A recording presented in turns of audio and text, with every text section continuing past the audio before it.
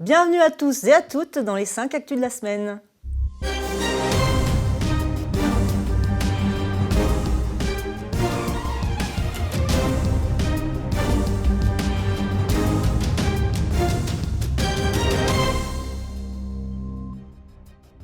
Le Premier ministre a engagé devant l'Assemblée nationale la responsabilité du gouvernement pour faire adopter sans vote le projet de réforme des retraites via l'article 49.3 de la Constitution.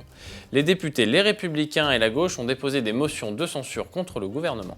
Macron et Philippe agissent comme des pyromanes. Alors que le pays est en révolte de masse face à cette réforme, forcer l'adoption du projet de réforme par le 49.3 va attiser les colères.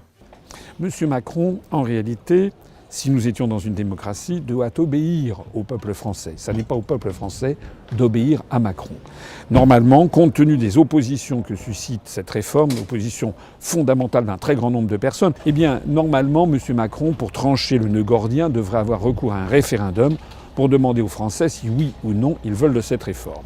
Il ne le fait pas, bien entendu, parce qu'il sait très exactement qu'il y aurait une large majorité de Français qui diraient non. Nous avons donc affaire à un coup d'État sur cette réforme par l'article 49, alinéa 3. Lors des débats sur la réforme des retraites, Jean-Luc Mélenchon a critiqué la majorité, décelant dans son comportement dans l'hémicycle quelque chose de totalitaire. De son côté, La République En Marche accusait les Insoumis de paralyser le travail parlementaire. Il critique, mais il n'appelle pas à lancer l'article 68 de la Constitution qui, contrairement à une énième motion de censure, viserait Macron, aurait une procédure de mise en examen qui passerait et qui aurait un tout autre retentissement dans l'opinion. Les députés insoumis reprochent à Jacques Maire de posséder des actions chez AXA qui propose notamment des plans d'épargne retraite. L'élu de La République En Marche assure de son côté à être blanchi par la déontologie de l'Assemblée. Le site Check News de Libération a pourtant indiqué qu'il était bien en conflit d'intérêts. La République En Marche, ce parti qui consiste à vendre la France pour des intérêts privés.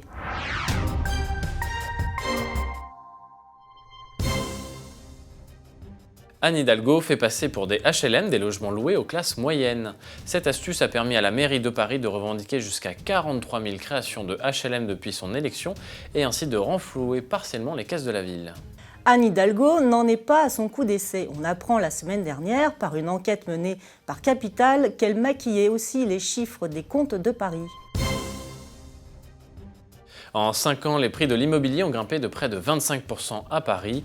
La situation est inquiétante alors que la capitale perd une dizaine de milliers d'habitants par an.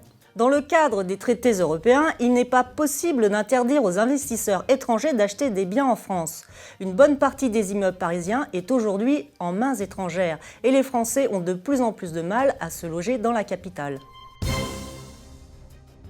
Beaucoup des professionnels croisés au salon de l'agriculture sont outrés après les révélations concernant les rémunérations des hauts dirigeants de la FNSEA. Laquelle FNSEA est parfaitement alignée sur le projet de constitution européenne qui pourtant conduit l'agriculture française à sa destruction.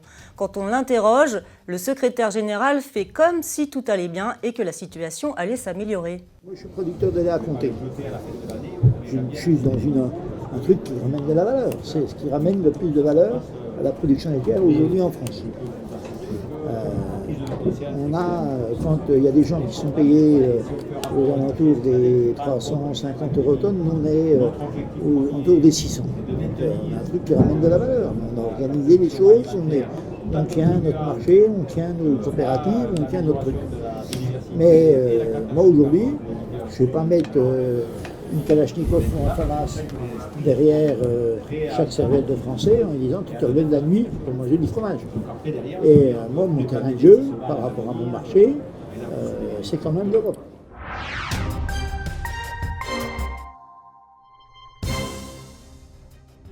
Abu Dhabi va injecter 1 milliard d'euros dans le lac d'argent, un nouveau fonds d'investissement créé par BPI France qui vise à protéger les fleurons de l'économie française et doit atteindre à terme 10 milliards d'euros.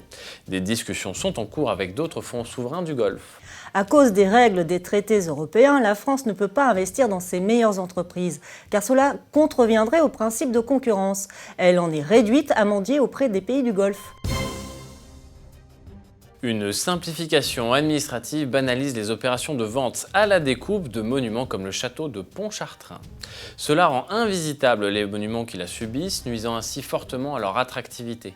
Comment imaginer 10 propriétaires différents qui ouvriraient simultanément leurs portes pour une visite intérieure ?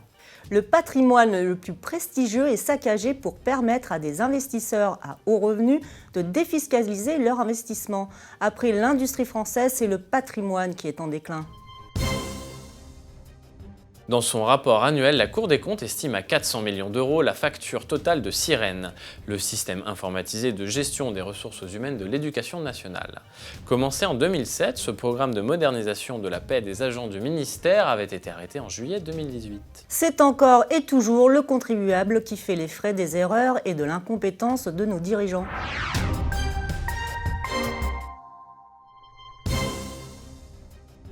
Seuls 26% des Français voient un espoir dans la construction européenne selon un sondage Odoxa. Pire, 35% la craignent.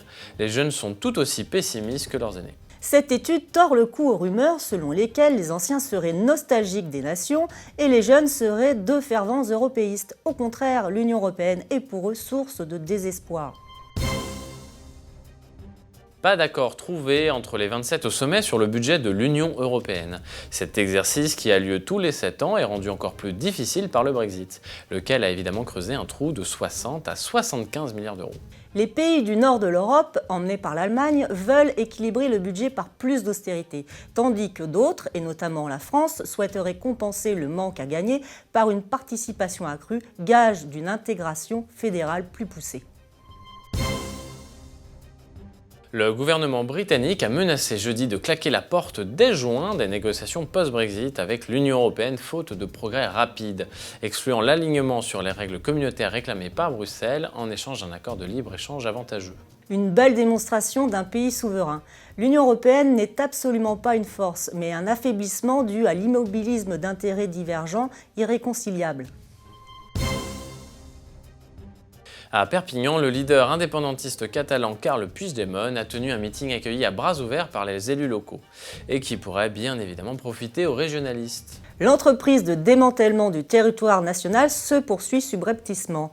La conférence sur les eurorégions montre comment l'Union européenne soutient ce processus. À noter que Louis Alliot, candidat RN à la mairie de Perpignan, n'a absolument pas réagi.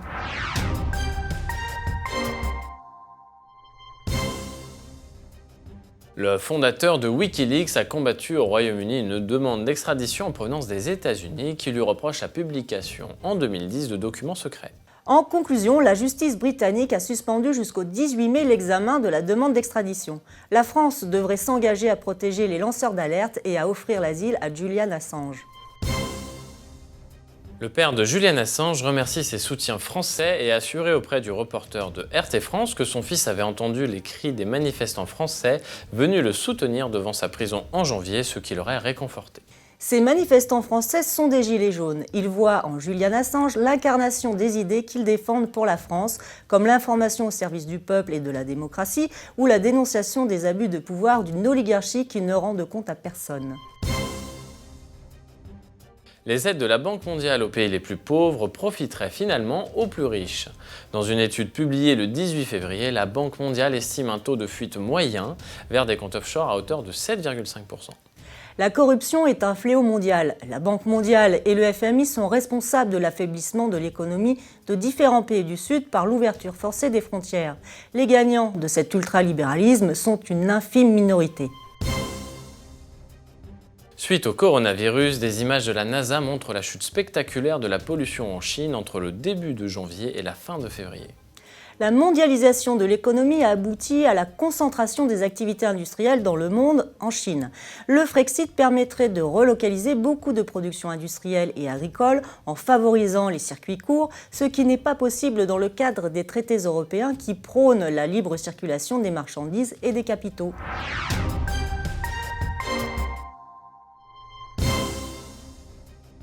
Et passons à la bonne nouvelle de la semaine. François Asselineau annonce des listes déposées dans 21 villes de plus de 9000 habitants, soit 997 candidats pour 2,5 millions d'habitants. Le parti du Frexit s'enracine dans la sphère politique française. Ces listes d'opposition qui ne se cachent pas permettront, en plus des projets locaux, de permettre aux citoyens de dire non à l'Europe de Macron.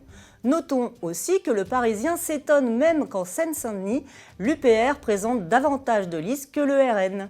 Voilà, c'est tout pour cette édition. N'hésitez pas à partager cette vidéo et à réagir dans les commentaires pour soutenir notre travail. Et cette semaine, nous nous quittons sur la présentation de Nicolas Chisley, le candidat UPR aux élections municipales de Cannes. Excellente semaine à tous. J'ai 52 ans, j'ai été pendant 15 ans chef d'entreprise, j'ai une expérience de 20 ans de banquier d'affaires dans les métiers de la gestion privée et des fusions-acquisitions. L'enjeu local est assez simple à comprendre. Cannes est une ville à deux vitesses. Et je souhaite harmoniser, homogénéiser la ville, parce qu'on a d'un côté une ville qui est très privilégiée, et qui est privilégiée notamment par la municipalité depuis des décennies. C'est la ville du tourisme, c'est la ville du haut de gamme, c'est la ville du palais des festivals, des beaux quartiers, des affaires, etc. Donc il fait l'objet de tous les soins. Et puis on a des quartiers ouest, ma foi, qui sont à la traîne depuis fort longtemps. Qui sont non pas défavorisés, mais dans lesquels les investissements se font rares, se font sans concertation de la population. Et puis surtout à Cannes, on a un constat qui est assez effrayant. On a 19% de la population qui est en dessous du seuil de pauvreté. Donc on explose toutes les statistiques nationales à ce niveau-là. Et puis aussi on a 18,4% de chômeurs, bien évidemment hélas, tout cela concentré dans les quartiers défavorisés de la ville. Donc je souhaite homogénéiser tout cela et je souhaite surtout que les quartiers pauvres de Cannes, les quartiers défavorisés, profitent de la réussite cannoise et profitent des conséquences positives de la renommée de Cannes dans le monde. Je pense qu'il faut développer les points forts de Cannes, c'est-à-dire l'industrie du cinéma, développer des formations d'excellence à Cannes dans tous les métiers, dans toutes les branches de l'industrie du cinéma. Et puis aussi, il y a l'industrie portuaire. Je donne un exemple, depuis 20 ans ou 30 ans, le monde du yachting a énormément évolué. Il y a 30 ans, un grand yacht, c'était un yacht de 30 mètres ou 25 mètres. Aujourd'hui, un hyper-yacht, c'est un yacht de plus de 80 mètres. Il y a aujourd'hui des yachts de 80, 100, 120 mètres. Et Cannes n'est pas capable de les accueillir, les structures portuaires ne le permettent pas. Or, ces yachts-là sont générateurs d'énormément de chiffres d'affaires lorsqu'ils sont à quai, donc d'énormément d'emplois. Et il y a une vraie réflexion à mener sur la nécessité soit d'étendre les ports existants, soit de construire, le cas échéant, après réflexion et consultation de la population, de construire une digue flottante, comme ça a été fait à Monaco, pour accueillir les hyper-yachts. Voilà. Puis je souhaite aussi utiliser le référendum d'initiative locale pour des sujets importants qui concernent la population à Cannes. Donc impliquer la population dans des choix majeurs, tels que notamment cette extension portuaire, mais aussi une réflexion à mener sur l'imposition des résidences secondaires. Il faut savoir que l'espace d'un mandat de 6 ans de l'actuel maire, les résidences secondaires sont passées de 33 à 50% à Cannes, ce qui est absolument énorme, et ce qui génère une hausse du prix de l'immobilier qui est très forte et qui chasse les Cannois de leur ville, les obligeant à aller vivre à l'extérieur, en périphérie. Et je pense que l'instauration d'une taxe sur les résidences secondaires non seulement permettra de modérer le prix de l'immobilier, mais aussi permettra de protéger l'industrie hôtelière, parce que bien évidemment les résidences secondaires font souvent l'objet de locations Airbnb et toutes ces choses-là. J'aimerais ajouter quelque chose qui me semble extrêmement important, c'est la dissolution de l'Union européenne qui est en cours. Elle est en cours avec le Brexit, donc, qui a été formalisé le 31 janvier. Et j'aimerais que les Français n'oublient pas que depuis des années, les médias, les hommes politiques de tous bords, etc., nous prêchent le malheur et nous disent que ça va être l'apocalypse absolue pour le Royaume-Uni. Et on voit en réalité qu'il n'en est rien. Il n'en est rien, non seulement il n'en est rien, mais en plus le Royaume-Uni se porte de mieux en mieux. M. Boris Johnson vient d'augmenter il y a quelques jours le salaire minimum dans son pays de 6,5%, ce qui ne s'est jamais produit en France, et vient d'augmenter la dotation annuelle pour la santé publique de, je crois, l'équivalent de 30 milliards d'euros, ce qui est absolument colossal. Si notamment les Gilets jaunes, si des Gilets jaunes nous écoutent, et tous les Françaises et tous les Français, qui sont contre l'Europe de Macron, qui haïssent par-dessus tout ce qui est fait à la France, ce qui est fait aux Gilets jaunes de manière honteuse depuis maintenant plus d'1 an, eh bien, je pense que la seule voie possible, c'est l'UPR. L'UPR, c'est la sortie légale, la sortie par les urnes de toutes ces choses-là. Et quand je dis la sortie par les urnes, j'aimerais aussi attirer l'attention sur l'erreur qui consiste à s'abstenir. Qu'il y ait 10, 20, 30 ou 80% d'abstention, ça ne sera jamais un message politique. Il faut bien comprendre que si même demain il y avait 80% d'abstention et que si un responsable politique devait être élu avec 5% du corps électoral, ça ne changerait rien. Il continuerait toujours de se prévaloir de sa légitimité. Donc l'abstention n'est pas un message politique.